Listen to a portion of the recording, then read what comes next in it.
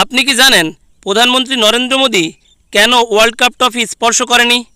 প্রধানমন্ত্রীর এই ছবি সোশ্যাল মিডিয়ায় ভাইরাল। দীর্ঘ 17 বছর পর টি-20তে বিশ্বকাপ জিতল ভারত। সারা দেশ আনন্দে মাতোয়ারা। আর এরই মাঝে প্রধানমন্ত্রীর একটি ফটো নিয়ে শুরু হয়েছে চর্চা। প্রধানমন্ত্রীর বাসভবনে যখন ক্রিকেটাররা পৌঁছায় তখন ট্রফি নিয়ে প্রধানমন্ত্রীর সাথে ফটো তোলেন ভারতীয় ক্রিকেটাররা। ফটোতে দেখা যায় প্রধানমন্ত্রী ট্রফি স্পর্শ না করে তিনি অধিনায়ক রোহিত শর্মা ও কোচ রাহুল দ্রাবিড়ের হাত ধরে রয়েছেন। প্রধানমন্ত্রী কেন ট্রফিতে স্পর্শ করেনি? এর পিছনে কোনো রহস্য লুকিয়ে রয়েছে? এর পিছনে মূলত দুটি কারণ রয়েছে।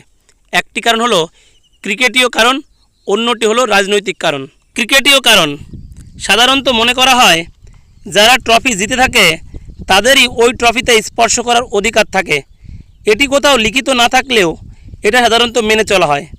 তাই তো ম্যান অফ দ্য ম্যাচের পুরস্কার সময় যতীন সাপ্রু বারবার বিরাট কোহলির মেডেল দেখালেও তিনি স্পর্শ করেননি। অন্যদিকে অনূর্ধ্ব-19 বিশ্বকাপের সেলিব্রেশন অনুষ্ঠানে নীরজ চোপড়া উপস্থিত থাকলেও তিনি সেই ট্রফি কখনো স্পর্শ করেনি। রাজনৈতিক কারণ প্রধানমন্ত্রী নরেন্দ্র মোদী স্পষ্ট ইঙ্গিত দিতে চাইলেন বিজেপি দেশের ক্রিকেটারদের ক্রেডিট ছিনিয়ে নিতে বিশ্বাসী নয়, ক্রেডিট দিতে বিশ্বাসী। 1983 সালে ভারত যখন প্রথমবার বিশ্বকাপ জিতেছিল তখন ইন্দিরা গান্ধী সামনে ট্রফি নিয়ে ফটো তুলেছিলেন, ক্রিকেটাররা ছিলেন পিছনে। 2007 সালে বিশ্বকাপ জিতলে সোনিয়া গান্ধী ফটো তোলেন।